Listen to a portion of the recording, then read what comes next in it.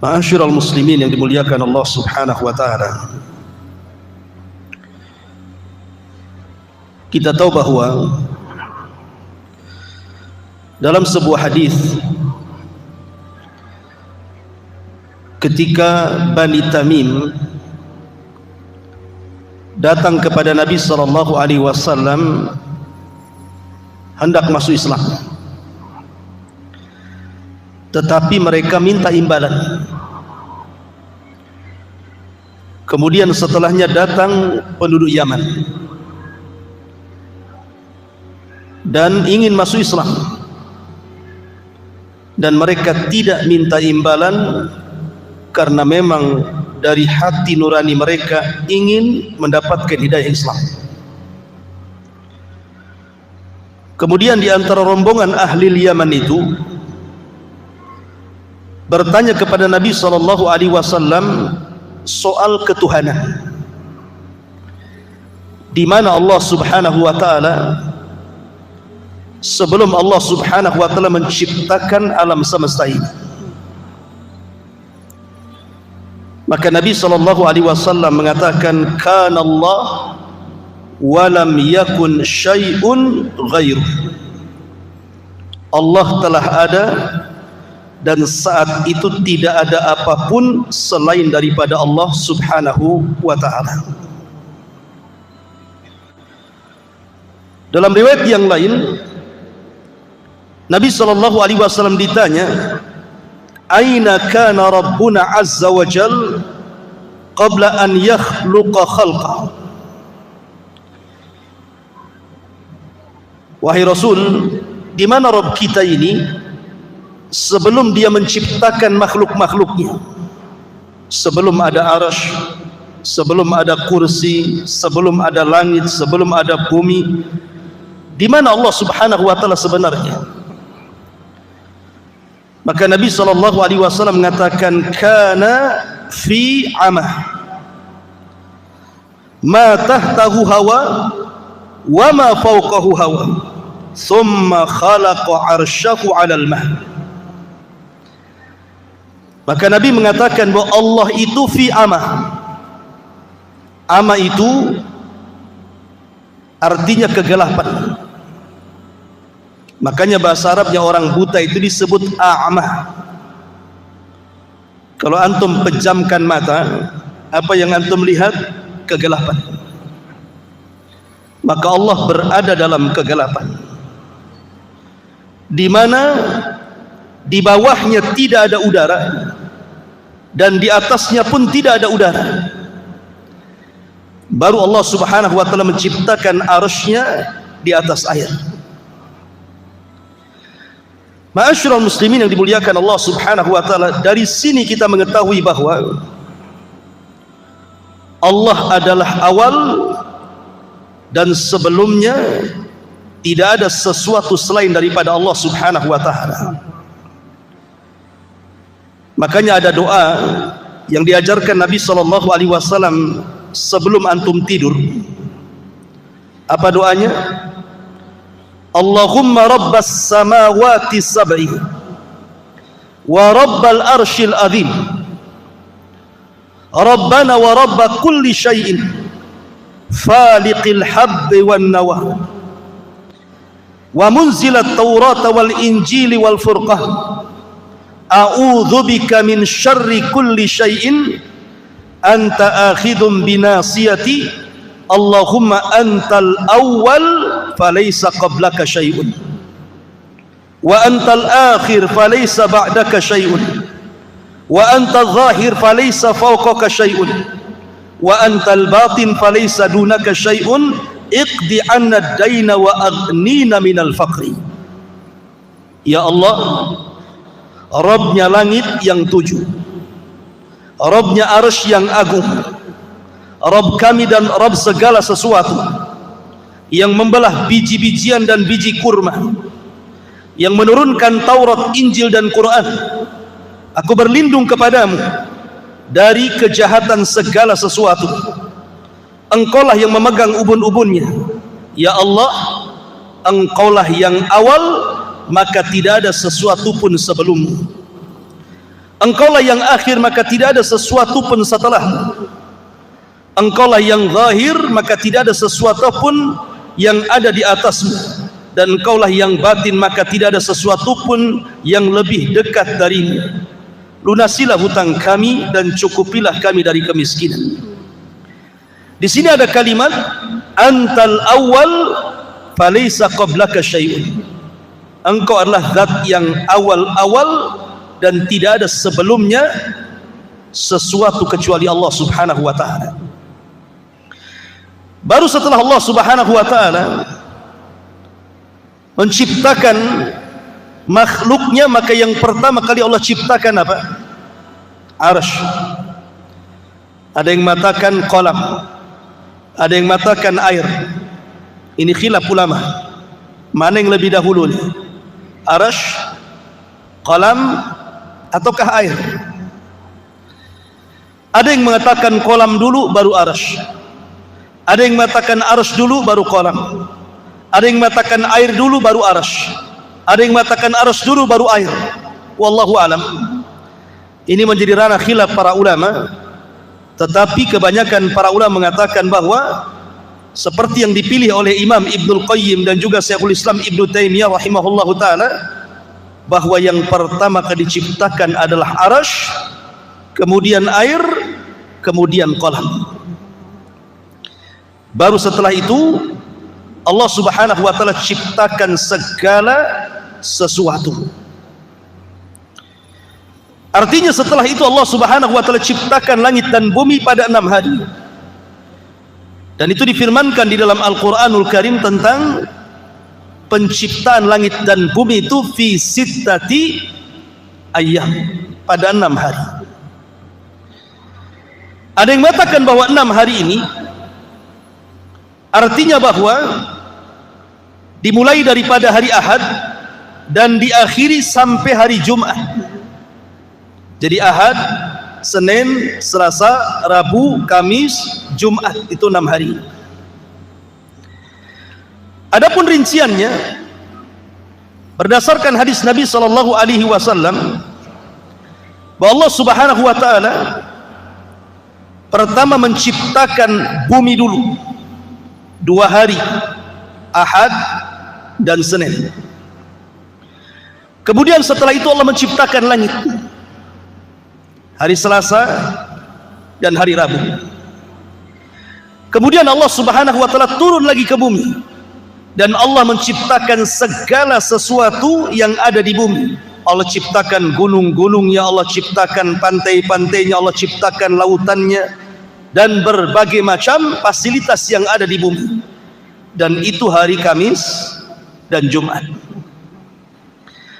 Dalam sebuah hadis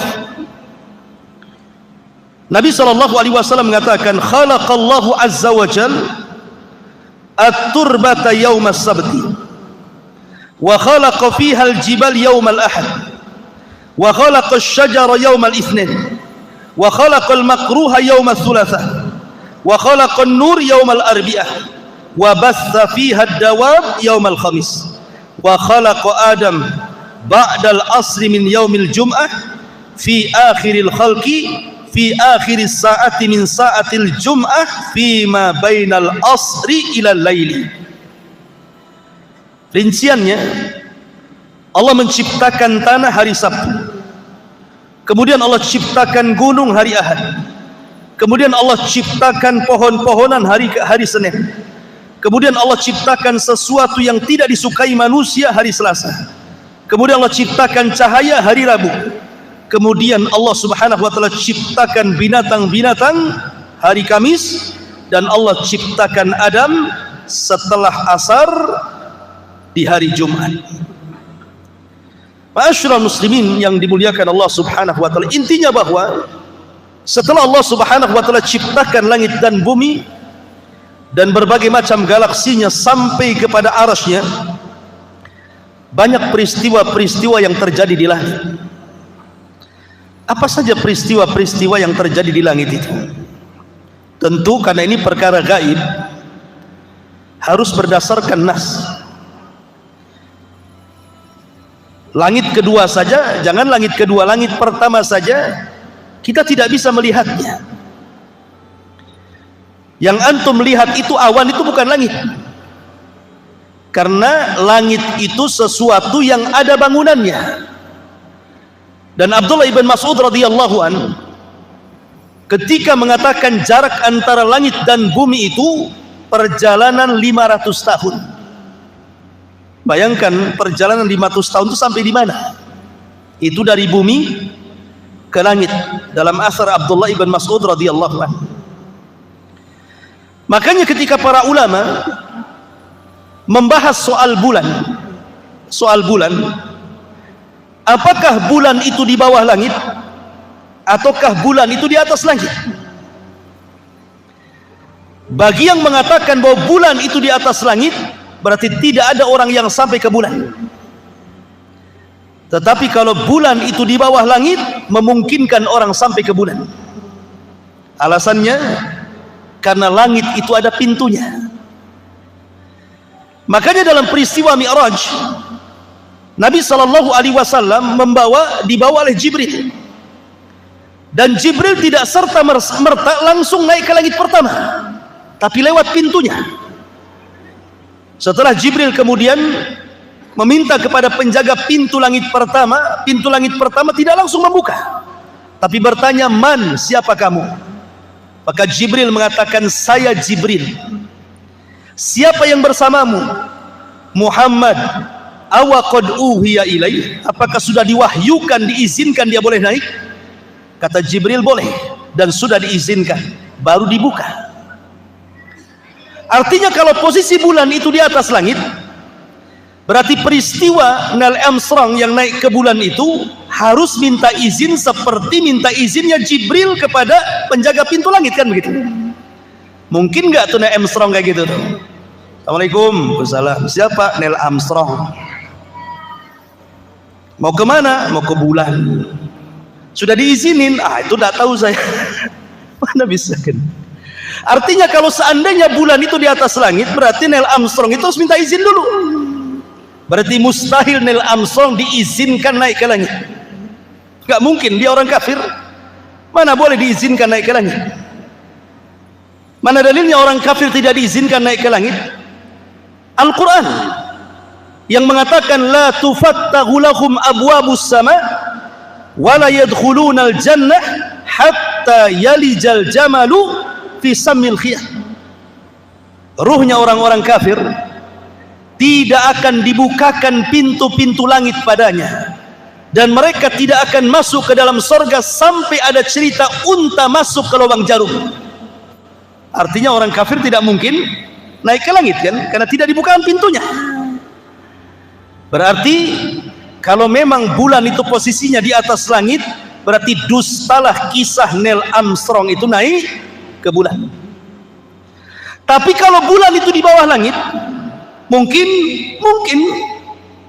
karena kalau di bawah langit tidak perlu naik ke pintu, tidak perlu izin, kan gitu ya. Tetapi mungkin ini berapa persen? Karena ada sebagian para ulama seperti Al-Imam Asy-Syinkiti dalam kitab Adwail Bayan itu membantah bahwa tidak mungkin orang sampai ke bulan, mustahil. Kemudian membawakan surah Ar-Rahman, "Ya ma'syaral jinni wal insi in istata'tum an tanfudu ila samawati wal ardh fanfudu la tanfuduna illa bisultan." Walaupun ada juga yang mengatakan mungkin, walaupun sekali lagi penelitian dunia sampai hari ini masih meragukan Neil Armstrong sampai ke bulan ataukah tidak sampai ke bulan. Ada yang mengatakan bahwa itu di studio, buktinya benderanya berkibar-kibar. Mana di bulan oksigen, macam-macam pokoknya ya. Intinya itu urusan orang pinter lah. Tetapi kita ini logika saja. Kalau memang bulan itu di atas langit, mustahil Neil Armstrong sampai ke sana. Tapi kalau bulan di bawah langit, mungkin saja, wallahu a'lam. Ma'asyiral muslimin yang dimuliakan Allah Azza wa Jalla. Di dalam Al-Quran, Allah Subhanahu wa Ta'ala berfirman, "Was-sama'i wat-tariq." "Wa ma adraka mat-tariq?" "An-najmu tsaqib."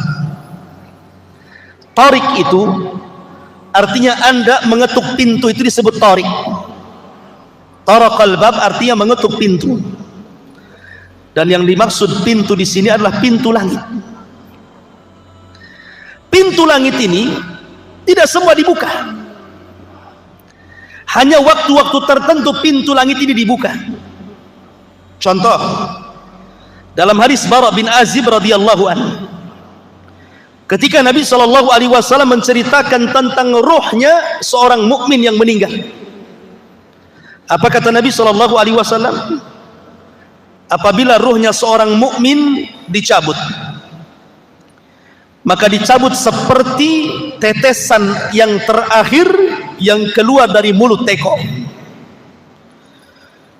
Kemudian setelah itu dicabut, ruh itu dicabut, maka malaikat maut tidak lama memegang ruh itu, langsung disambar oleh malaikat lain, kemudian diletakkan di kain kafan yang sangat harum, karena kain kafan itu berasal dari sorga.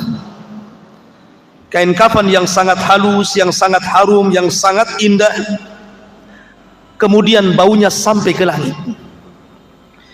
Maka malaikat di langit bertanya, ini ruhnya siapa? Kok harum sekali? Maka para malaikat pun membicarakan bahwa ini ruhnya Fulan ibn Fulan.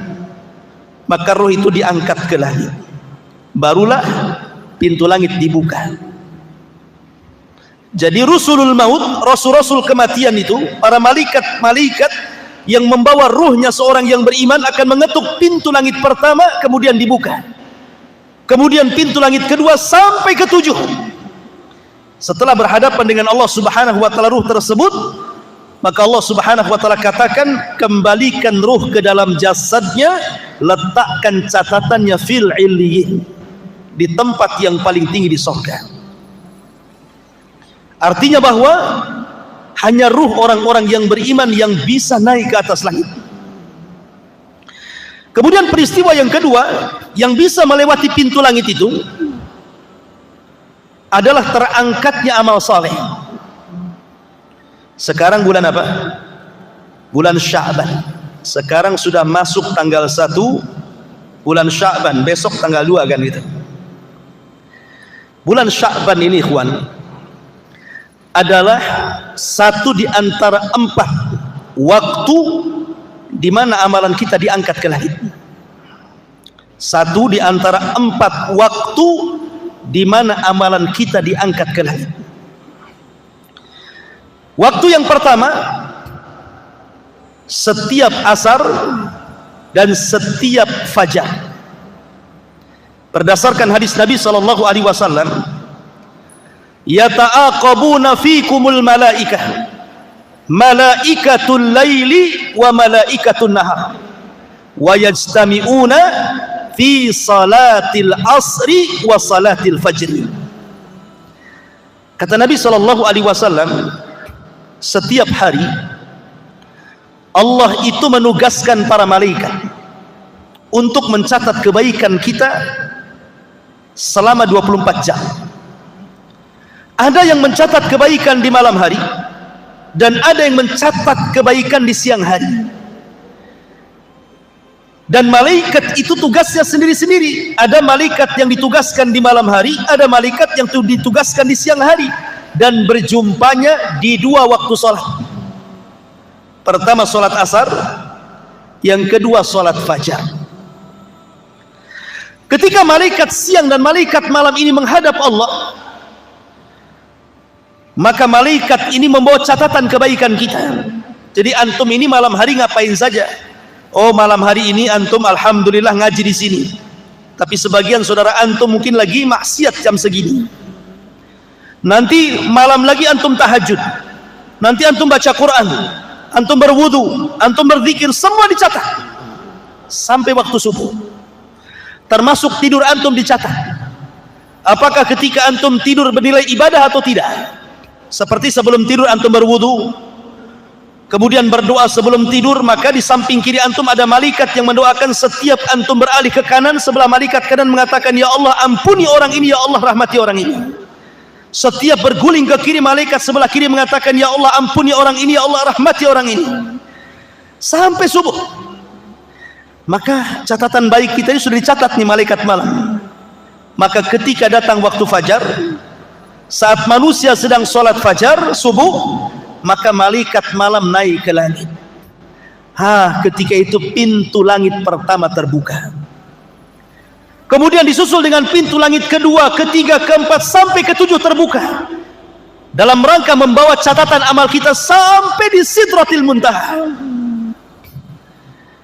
Kemudian setelah itu malaikat yang mencatat amal kebaikan di siang hari turun ketika manusia sedang sholat subuh, kemudian mencatat kita kebaikan kita di pagi hari, di siang hari, di sore hari, sampai waktu asar. Maka mereka akan naik membawa catatan amalan kita untuk dilaporkan kepada Allah Subhanahu wa ta'ala. Makanya kenapa dua salat ini disabdakan Nabi SAW, man hafadha ala baradaini dakhalal jannah. Siapa yang menjaga dua waktu salat subuh dan asar dijamin masuk surga. Karena itu pertukaran malaikat yang mencatat kebaikan siang dan juga malam. Ini alasan pertama bahwa setiap asar dan setiap subuh pintu langit terbuka untuk mengangkat catatan amal. Kemudian yang kedua, setiap hari Senin dan Kamis Nabi SAW bersabda, tu'radunal a'mal fi kullil khamis wasnaini. Akan ditampakkan amal-amal manusia pada setiap hari Kamis dan hari Senin. Karena dua hari ini adalah dua di mana pintu langit terbuka. Bukan hanya pintu langit saja, pintu surga terbuka. Setiap hari Senin pintu surga terbuka, setiap hari Kamis pintu surga terbuka, apalagi pintu langit. Untuk apa? Mengangkat catatan amal kebaikan kita. Dan semua manusia akan diangkat kecuali dua orang nggak diangkat amalannya. Setiap Senin dan Kamis dua orang akan diangkat amalannya. Pertama, orang musyrik akan diangkat. Yang kedua, musyakhir, orang yang suka memutuskan silaturahim, orang yang ada masalah dengan orang tuanya, masalah dengan saudaranya, masalah dengan tetangganya, masalah dengan kaum muslimin, suka bertengkar, hasad, dendam, dengki, gak akan diangkat tuh amalannya. Kenapa Nabi SAW menyebutkan dua perkara, musyrik, musyakhir? Apa alasannya? Adapun musyrik, Allah mengatakan, la in asyrakta la yahbatanna amaluka wa la takunanna minal khasirin. Kalau engkau melakukan kesyirikan, hancur lebur amalanmu dan engkau termasuk orang yang rugi. Kalau hancur lebur, apa yang mau diangkat? Diangkat kalau ada amalannya. Kalau nggak ada amalannya, lo apa mau diangkat? Kan sudah lebur gara-gara kesyirikan dia. Kemudian musakhin, orang yang dengki, hasad. Maka Nabi mengatakan, iyyakum wal hasad, fa innal hasada ya'kulul hasanah kama ta'kulun narul khatab. Hati-hati kalian, jangan ada hasad di hati kalian. Karena hasad itu bisa menghapuskan kebaikan kalian seperti api melalap seluruh kayu bakar. Nah, kalau amalannya hangus dibakar api, seperti kayu bakar dilalap api sehingga jadi debu, apa yang mau diangkat? Makanya orang musyrik dan orang yang hasad dengki tidak akan diangkat amalannya sampai betul-betul orang itu mentauhidkan Allah dan orang itu saling memaafkan satu dengan yang lainnya, baru diangkat amalannya dan pintu langit akan dibuka. Kemudian yang ketiga, di bulan Sya'ban, bulan ini bulan di mana amalan kita diangkat, ikhwan. Usamah ibn Zaid bertanya kepada Nabi SAW, ya Rasulullah, lam ara tasumu min syahrin min syuhuri ma tasumu min Sya'ban. Rasul, aku tidak melihat dirimu berpuasa sebanyak yang kau lakukan puasa di bulan Sya'ban. Maksudnya puasa sunnah. Apa jawaban Nabi? Kata Nabi SAW, dzaka syahru yaghfulun nasu anhu. Itulah bulan yang manusia melalaikan bulan Sya'ban. bainar Rajab wa Ramadan, karena bulan Sya'ban terjepit antara Rajab dan bulan Ramadan. Rajab bulan mulia, Sya'ban bukan bulan mulia, Ramadan bulan mulia. Artinya Sya'ban itu terjepit di antara dua bulan mulia, sehingga orang melupakan. Orang sibuk di bulan Sya'ban ini, sibuk ngumpulin duit untuk Ramadan, sibuk bekerja, nggak peduli, yang penting Ramadan sudah terkumpul duitnya. Apalagi mendekati Ramadan harga mahal semua. Makanya kalau bisa Sya'ban ini borong semua, lupa dengan amal soleh, sibuk dengan dunia. Makanya Rasul mengatakan yaghfulun nasu anhu. Bulan Sya'ban ini bulan yang dilalaikan manusia, karena fokus ke Ramadan, Sya'bannya nggak fokus. Padahal Sya'ban ini bulan diangkat di amal. Kemudian Rasul mengatakan wa huwa syahru turfa'u fihi al-a'mal, dan itulah bulan di mana amalan-amalan manusia diangkat ke langit. Kemudian kata Rasul, wa ana uhibbu an yurfa amali wa ana saimun, dan saya suka kalau seandainya amalanku diangkat sementara aku sedang berpuasa. Dari sini kata Aisyah radhiyallahu anha, Nabi itu tidak pernah berpuasa sebanyak dalam satu bulan, menghabiskan puasa, maksudnya puasa sunnah, kecuali di bulan Sya'ban. Kenapa? Nabi SAW mengajarkan untuk memperbanyak puasa di bulan Sya'ban, karena Sya'ban itu bulan isti'dad li Ramadan, persiapan untuk bulan Ramadan. Kalau antum terbiasa puasa Senin Kamis, puasa Ayyamul Bid, puasa Daud, atau mungkin wanita yang membayar hutang Ramadan tahun kemarin kan itu ya, maka ketika masuk Ramadan gak kaget. Kenapa? Biasa puasa. Coba gak biasa puasa, 1 tahun tiba-tiba datang Ramadan langsung puasa, kaget semua tuh. Perut kaget, semua kaget. Kadang-kadang lupa minum siang-siang, disangka bukan Ramadan. Sehingga minggu pertama biasanya jadi puasa tidur saja, normalnya minggu depannya biasanya. Kenapa? Karena tidak terbiasa puasa, jadi kaget semuanya. Yang kedua, sebagian ulama menamakan Sya'ban itu Syahrul Qurra, bulannya orang yang suka membaca Quran. Sebagian mereka menghafal Quran, sebagian mereka membuka mushaf Quran, sehingga ketika bulan Ramadan yang tadinya tidak lancar sudah lancar, yang tadinya lupa-lupa sudah ingat, yang tadinya ingin hafalannya ketika sholat sudah ada hafalannya. Jadi gunakan bulan Sya'ban ini bulan untuk banyak membaca Quran. Bahkan ulama mengatakan bulan Sya'ban itu bulan pengairan. Rajab nanam biji, Sya'ban mengairi, Ramadan memetik hasilnya, kata ulama. Lah Sya'ban ini pintu langit dibuka 24 jam, mengangkat amalan kita siang dan malam. Sekali lagi, ada 2 orang yang tidak akan diangkat, sama ketika berbicara tentang Senin dan Kamis. Pertama, orang musyrik tidak akan diangkat amalannya di bulan Sya'ban. Dan yang kedua, orang yang hasad, orang yang dengki, orang yang suka mutus silaturahim, tidak akan diangkat. Makanya pertama, mantapkan tauhid di bulan Sya'ban. Yang kedua, bersihkan hati dari iri dan dengki. Yang ketiga, perbanyak puasa dan juga baca Quran, serta sedekah dan amal-amal yang lainnya, karena ini bulan diangkatnya amalan kita, dan bulan ini semua pintu langit dari pertama sampai ke-7 dibuka oleh Allah Subhanahu wa ta'ala. Kemudian yang terakhir,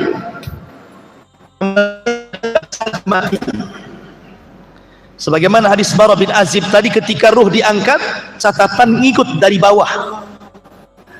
Ketika menghadap Allah, maka Allah mengatakan, kembalikan ruh ke dalam jasadnya, tapi angkatlah fil illiyin, di tempat yang paling tinggi di sorga. Ini peristiwa langit yang luar biasa, di mana pintu-pintu langit terbuka saat diangkatnya amal. Ini yang kedua. Yang ketiga,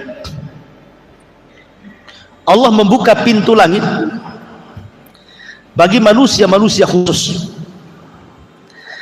Pertama, Nabi Allah Idris alaihi salam. Ketika Allah Subhanahu wa taala mengatakan wa rafa'na makanan aliyya, dan kami angkat Idris ke tempat yang paling tinggi, ada sebuah asar, walaupun sebagian para ulama menganggap ini kisah Israiliyah, tetapi ma'ruf dicantumkan dalam kitab-kitab tafsir. Sekali lagi ini kisah Israiliyah. Kisah Israiliyah itu tidak perlu dibenarkan, tidak pula didustakan, cukup ditelaah saja ya. Kalau cocok dengan Quran Sunnah terima, kalau tidak cocok ya sudah, tidak usah diambil kan itu. Makanya Rasul mengatakan hadithu an Bani Israil wala haraj, ceritakan tentang kisah Bani Israil, tidak mengapa. Jadi suatu ketika Nabi Idris ini oleh Allah Subhanahu wa taala, karena melihat semangat ibadahnya, semangat dakwahnya, maka Allah Subhanahu wa taala memberikan pahala kepada Idris setiap harinya sebanyak umat yang didakwahinya. Idris mendapatkan pahala besar, senang dia. Akhirnya dia berdialog dengan malaikat Jibril. Ya Jibril, gimana caranya Allah menangguhkan kematianku supaya aku bisa umurnya panjang? Kata malaikat Jibril, bukan wewenangku, aku ini menurunkan wahyu, bukan pencabut nyawa. Kalau engkau ingin bernegosiasi tentang masalah usia, ngobrol langsung sama malakul maut, karena dia yang berhak mencabut nyawa seseorang. Kata Idris, kalau begitu jumpakan aku dengan dia. Maka kemudian Idris dibawa oleh malaikat Jibril ke mana? Ke langit keempat, birruhi wal jasad, dengan ruh dan jasadnya. Otomatis langit pertama harus dibuka pintunya dong, kedua, ketiga, sampai keempat kan gitu. Makanya dalam peristiwa Isra Mi'raj Rasul berjumpa dengan Idris di langit keberapa? Keempat. Ya. Maka sesampainya di langit keempat, tiba-tiba malaikat maut sudah di situ. Padahal belum dipanggil Jibril. Jibril kan pemimpin malaikat, dia berhak memanggil malaikat manapun karena dia pemimpinnya. Ketika sampai di langit keempat, kok malakul maut sudah di situ, seolah-olah menunggu. Maka Jibril mengatakan, heran, aku belum memanggil kamu, kok kamu sudah di sini?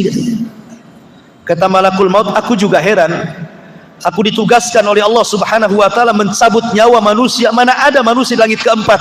Ya sudah, aku turun saja ke langit keempat katanya. Kata Jibril, jangan-jangan yang kau maksud adalah Idris, karena tidak ada manusia di langit keempat kecuali dia, kan begitu ya. Idris mau minta tambah umur, malaikat maut pula ditugaskan nyabut umur. Itulah ajal.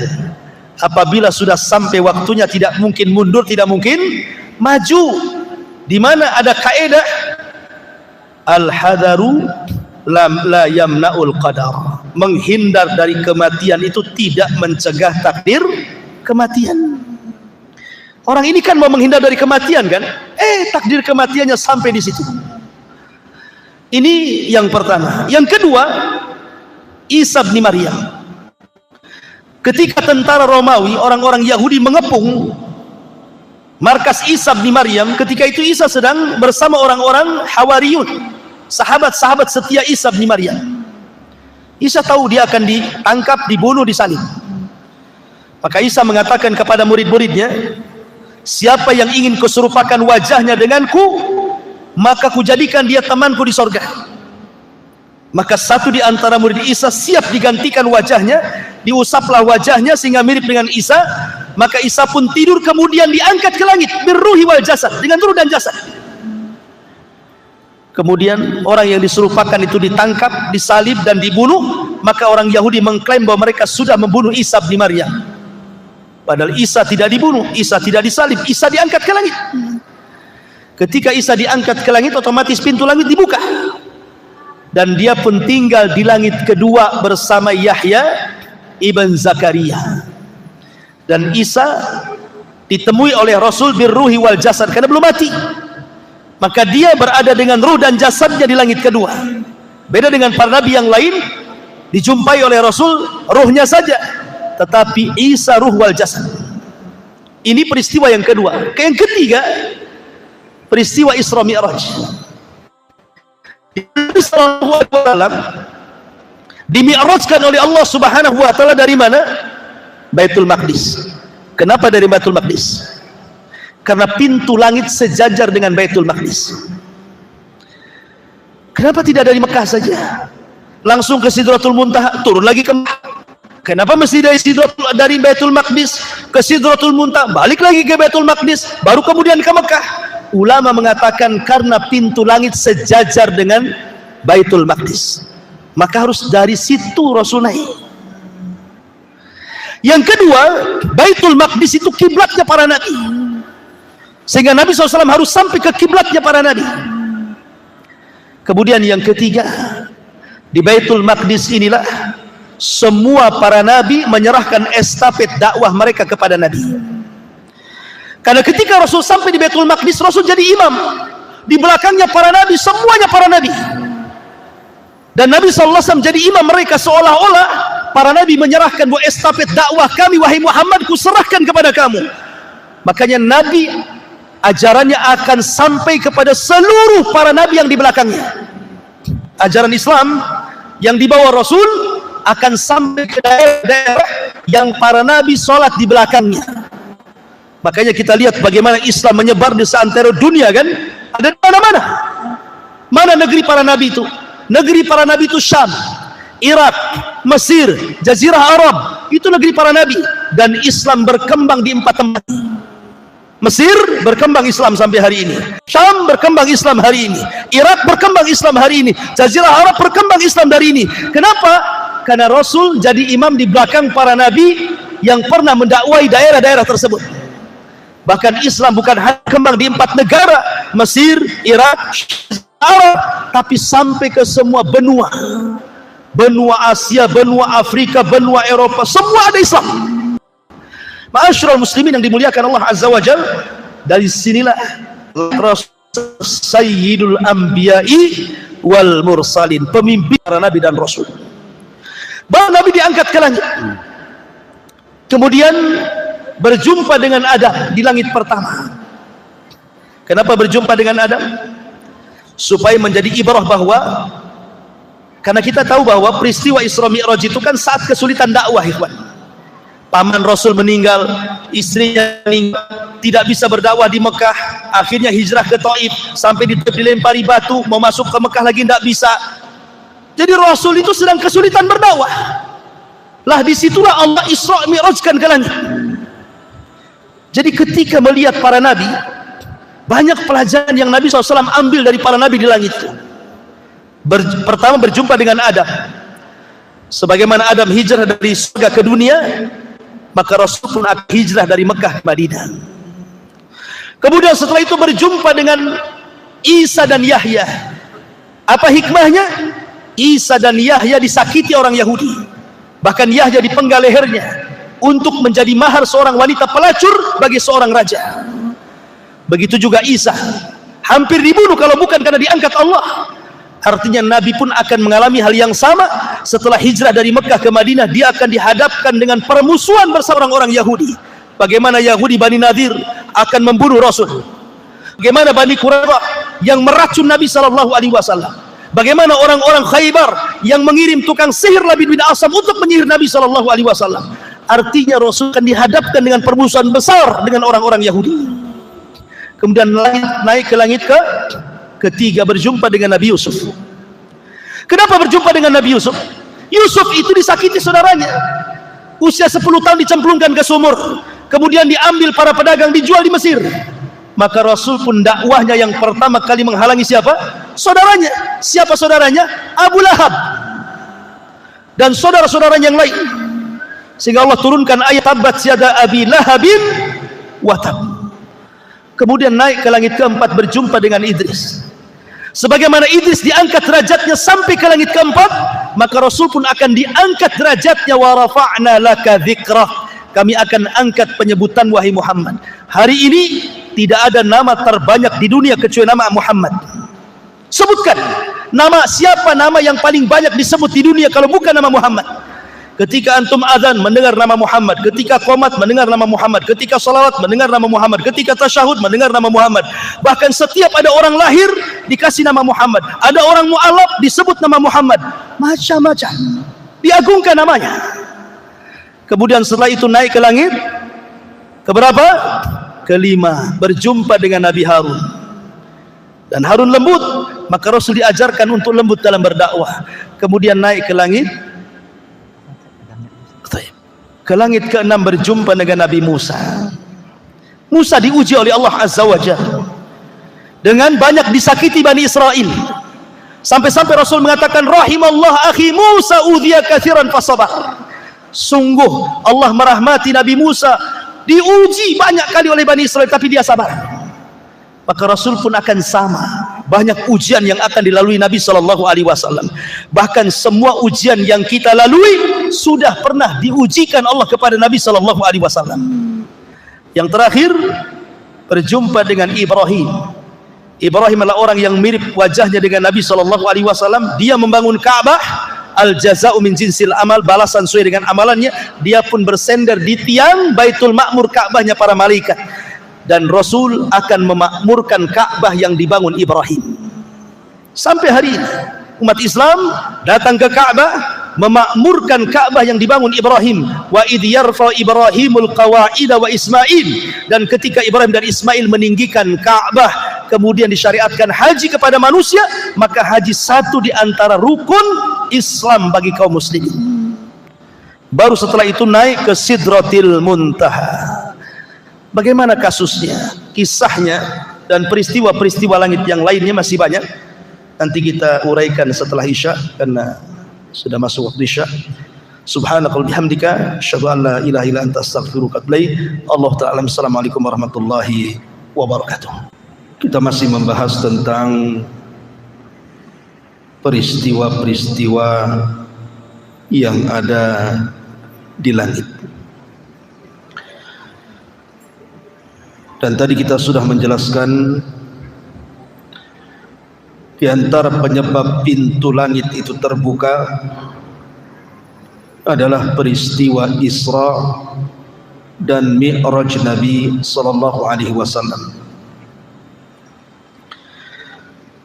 Dan tadi sudah saya singgung bagaimana Rasul berjumpa dengan para nabi. Singkat cerita, Nabi SAW akhirnya sampai di sebuah tempat yang disebut dengan Sidratil Muntaha. Sidrah itu sebuah pohon yang kalau seandainya seseorang memacu dengan kuda balap selama 100 tahun, niscaya bayang-bayang pohon itu tidak mungkin lepas. Saking besarnya pohon itu. Daunnya seperti telinga-telinga gajah, dan buahnya seperti tempat-tempat yang biasa orang-orang menyimpan kurma di situ.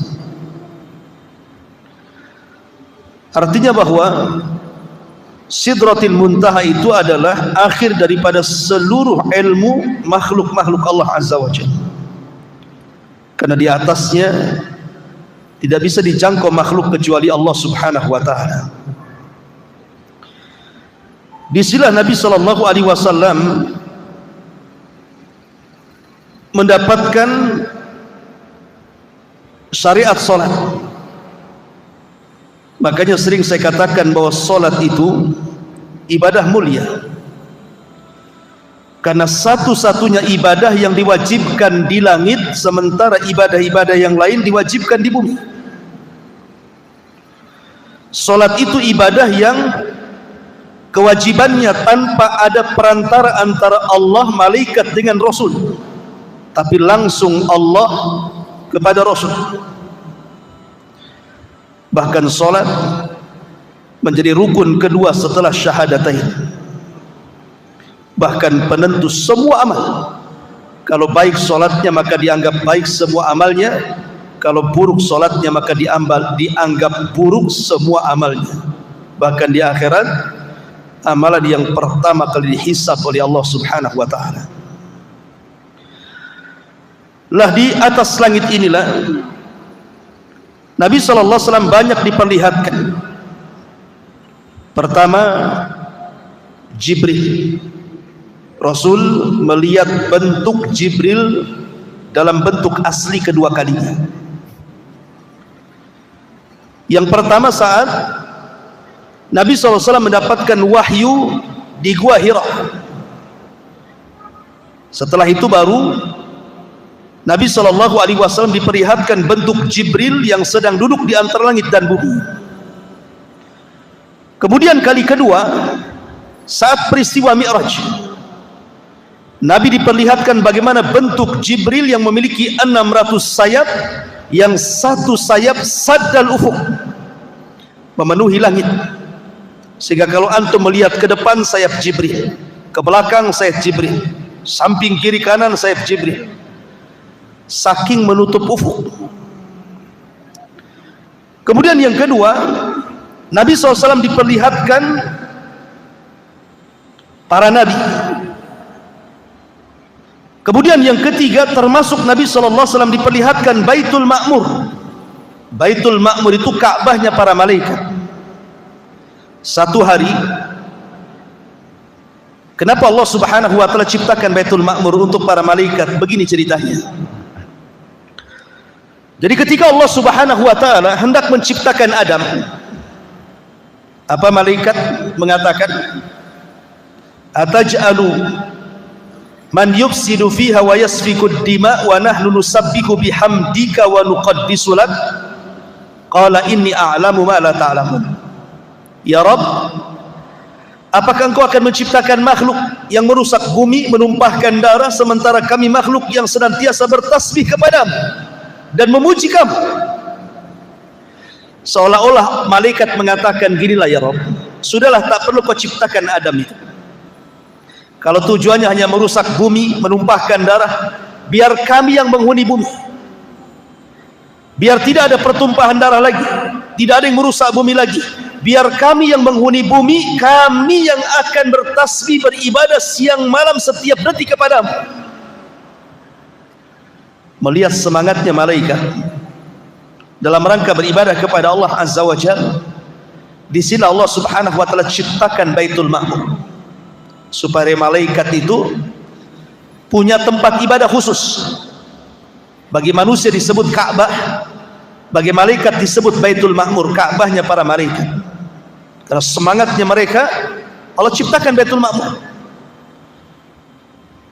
Maka malaikat pun memiliki Ka'bah sendiri. Kata Imam Ibnu Katsir rahimahullahu ta'ala dalam kitab Bidayah wa Nihayah, Baitul Ma'mur, Ka'bahnya malaikat ini, kalau jatuh maka menimpa Ka'bah yang ada di bumi. Jadi satu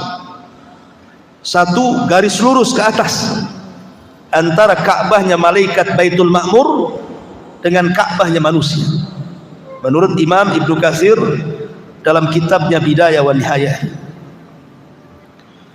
Lah setiap hari Rasul diperlihatkan bagaimana malaikat masuk ke Baitul Ma'mur itu jumlahnya 70.000 masuk ke Baitul Ma'mur. Di situ mereka tawaf, beribadah kepada Allah Azza wa Jalla satu hari saja. Habis itu mereka keluar dan tidak pernah kembali.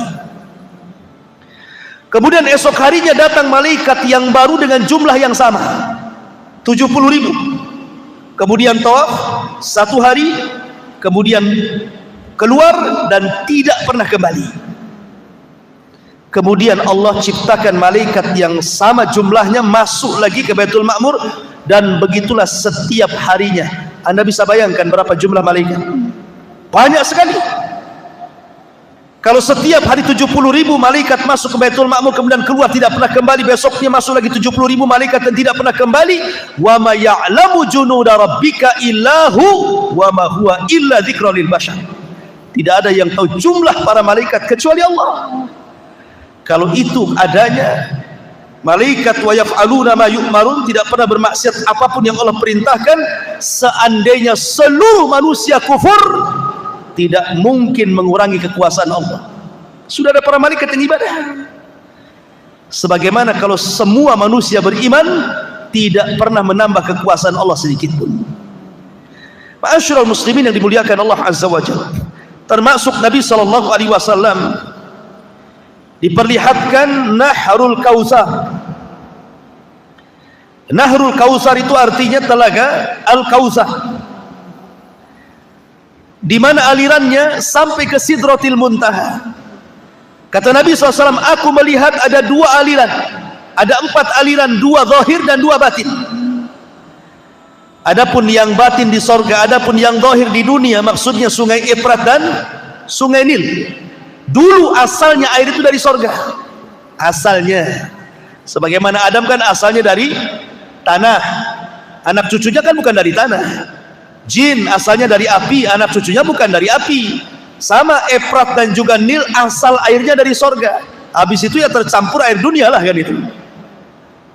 Artinya bahwa Rasul diperlihatkan itu di mana? Di langit sana.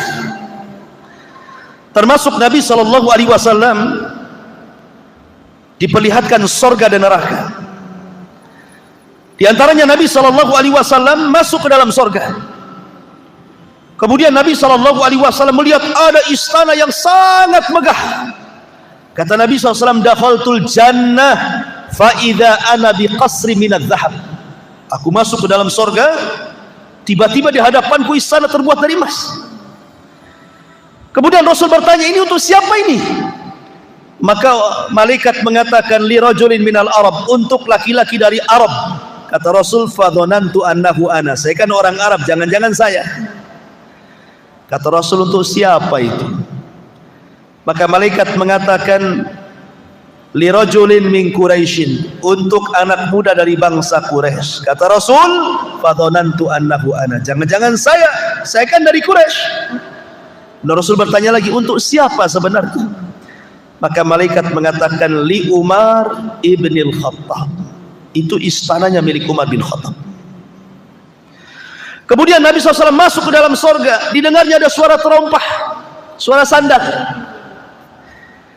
Kemudian ditanya, itu suara sandal siapa itu? Maka dikatakan, itulah suara sandalnya Bilal bin Rabah.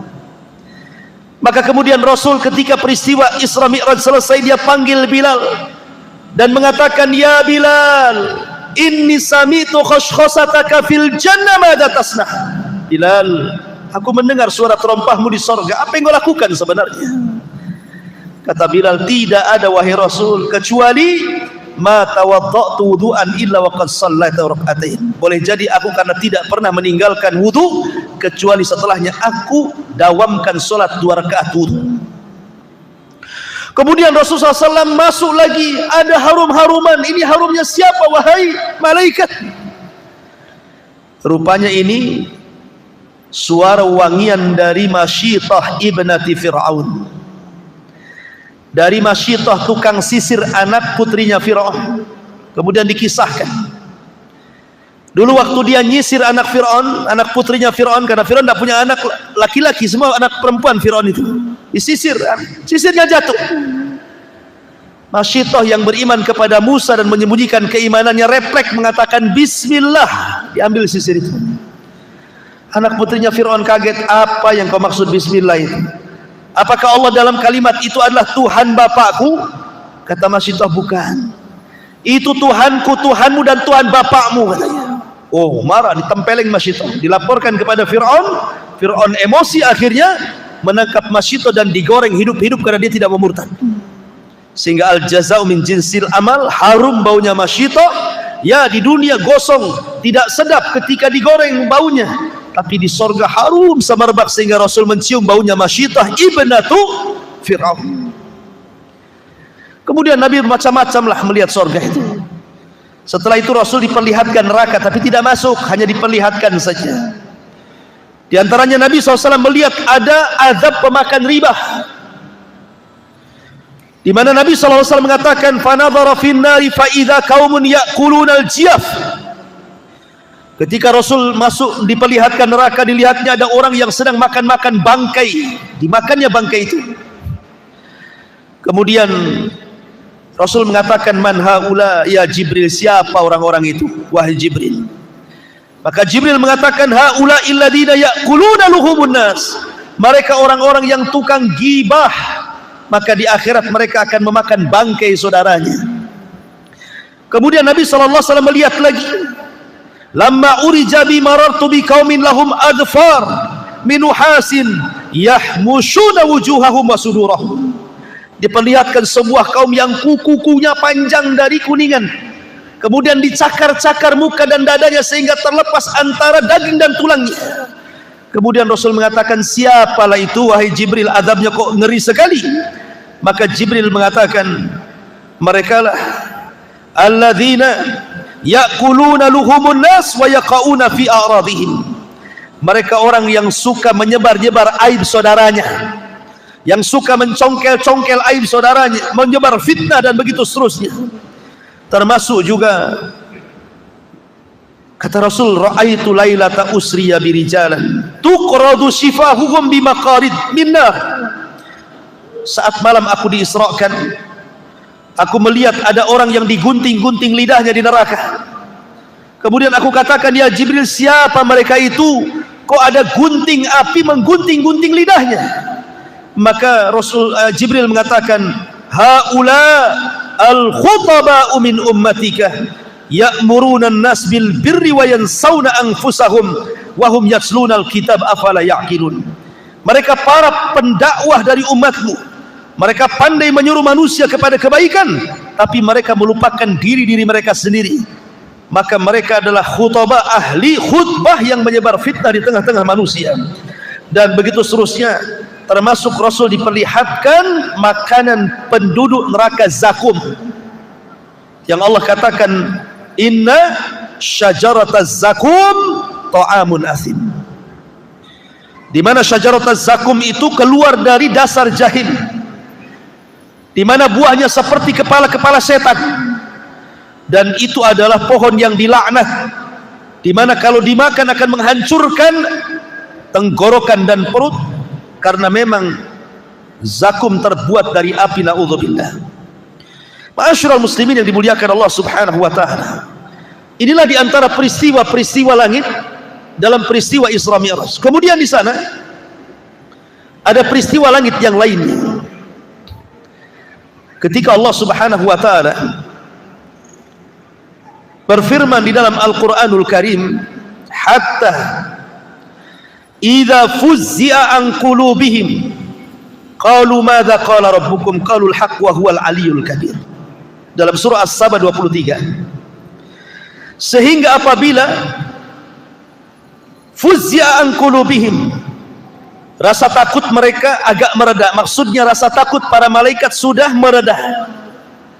Qalu, maka malaikat bertanya kepada Jibril, madza qala rabbukum, apa yang difirmankan Rabb kalian kepada kami wahai Jibril?